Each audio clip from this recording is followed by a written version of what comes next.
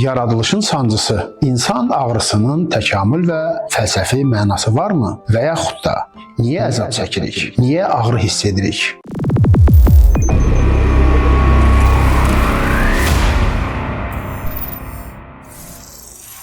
Təkamül deyir ki, ağrı və əzab bizi qorumaq üçündür. Amma ruhumuzdakı o dərin boşluq necə? Bunu təsdiq edirmi? İnsan özünü dərk etdikcə cavabı çətin, bəzi hallarda isə olmayan suallar ilə qarşılaşır. Mən kiməm? Hardan gəlmişəm?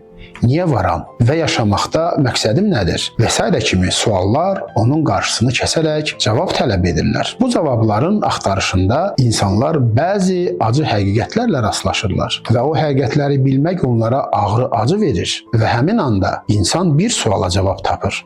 Mən həqiqətəm və varam, yaşayıram. Yəni dolayısıyla insanın hissləri, ağrı acıları onun mövcud olmasının bir sübutudur. Kainatın özünü dərk etmək üçün çəkdiyi sancıdır. Ulduzlar ağrı çəkmir, daşlar kədərlənmir. Amma biz kainatın hiss edən şuurlu varlıqlarıyıq. Çəkdiyin hər acı əslində var olduğunun mütləq sübutudur. Acı çəkmirsənsə, sən sadəcə bir cansız obyektsən. Acı çəkirsənsə, sən bir hekayəsən. Və hər bir möhtəşəm hekayə biraz qaranlıqlarla başlayır.